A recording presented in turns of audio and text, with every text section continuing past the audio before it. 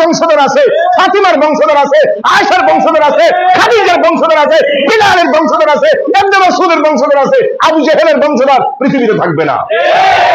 সূচনা হয়েছে গহারা উত্তরপাড়া বাইতুল আমান জামে মসজিদ থেকে। আল্লাহ আপনি কবুল করে নেন, আল্লাহ আপনি সবাইকে মাফ করে দেন, আজকে সবাইকে আপনার দ্বীনের মুজাহিদ বানিয়ে দেন, সৈনিক বানিয়ে দেন। আজকের বৈঠকটাকে যাতে করে আমরা আল্লাহ আপনার কাছে জাদুর উসিলা বানাইতে পারি, আপনি কবুল করে নেন। সিন্নি খাওয়ার জন্য আসি নাই, তাবারুকের জন্য আসি নাই, হাদিয়া পাওয়ার জন্য আসি নাই, আসছি জাহান্নামের থেকে মুক্তি পাওয়ার জন্য, জান্নাত পাওয়ার আশা।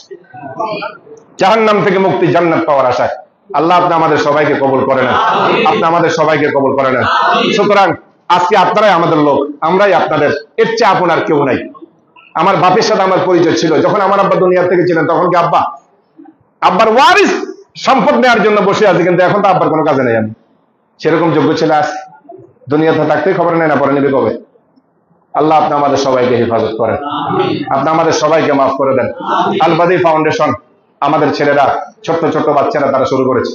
আপনারা যদি সার্বিক সহযোগিতা করেন, তাদের ইচ্ছা হলো প্রতিটি ঘরে ঘরে দ্বীনের কথা তারা শোনায় দেবে, প্রতিটি ঘরে ঘরে দ্বীনের আওয়াজকে শোনায় দেবে।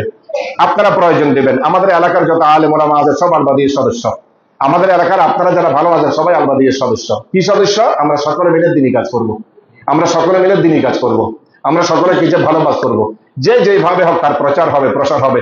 আমার ভাই হেলাল সাহেব সেও চেষ্টা করতেছে পুরা পৃথিবীতে আমাদের প্রোগ্রামগুলোকে ছড়াই দেওয়ার জন্য। আল্লাহ তার সহি নিয়তটাকে কবুল করেন।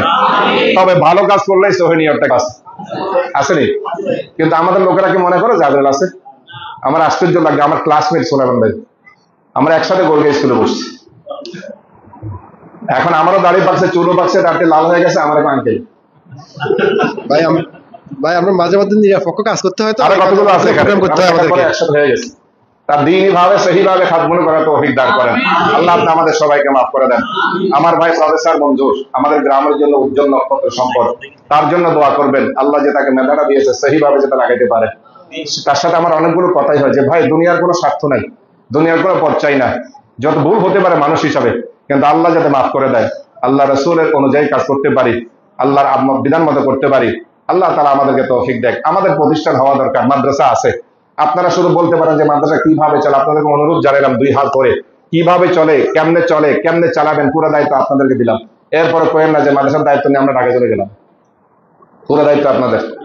তারপরে ছেলেগুলো দিন শিখুক, কোরআন শিখুক, মৌলিক শিক্ষাটা শিখুক। আমার ছাত্র এবং ওর আব্বা, উনি আমার ছাত্র না, কিন্তু আমাকে সাংঘাতিক মহব্বত করেন। ও যখন আমার কাছে পড়তো তখন থেকে মহব্বত। এই এলাকায় যতখানে আসি ততখানে আস। আজকে আমার এত ভালো লাগছে ওখানে বসার পরে, আমি জাকির সাহেবের যথেষ্ট ধন্যবাদ দিলাম, মোতল্লি সাহেবেরও ধন্যবাদ দিলাম, আমার জন্য কাকুনা ভাই ওনারও ধন্যবাদ দিলাম। মদিনাতে ওনার সাথে সাক্ষাৎ হয়েছে, অনেক খেদমত করছেন আমাদেরকে। যে আজকে আপনাদের সরলতার সাথে আপনারা গ্রহণ করার কারণে এত আলেম ওলামা আসছে, এটা আমাদের গহরুয়া গ্রামের জন্য স্বাধীন দেশে স্বাধীনভাবে কাজ করার একটা মাইল ফলক ইনশাআল্লাহ।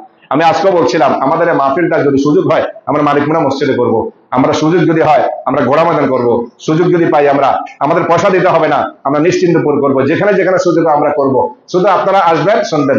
শাইখুল হাদিস আল্লামা আজিজুল হক সাহেব রহমতুল্লাহ আলাইহি উনি জবাব দিয়েছেন একবার, যে আমরা মাহফিলে আসার কারণ হইল যে আপনারা যদি আল্লাহর কাছে বলেন যে আল্লাহ এই হুজুরের বয়ান শুনছি, আমার কাছে ভালো লাগছে, আপনি দয়া করে হুজুরকে মাফ করে দেন, তাহলে আপনাদের সুপারিশে আল্লাহ আমাদেরকে মাফ করে দেবেন।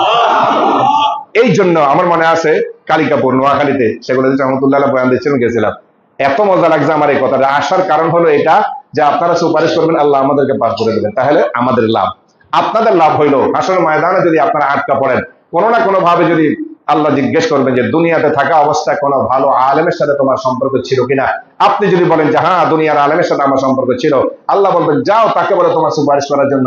সে যদি বলে হাত উঠে, মানে চিনি আর কি, আল্লাহ তাআলা আপনার নাজাতের ফয়সালা করবে। তাহলে মাহফিল করার দ্বারা আমারও লাভ, মাহফিল করার দ্বারা আপনাদেরও লাভ। আল্লাহ তাআলা আমাদের সবাইকে মাফ করে দেন। ইসলাহি মাহফিল এটা মাঠে হওয়া লাগে না, এটা মসজিদ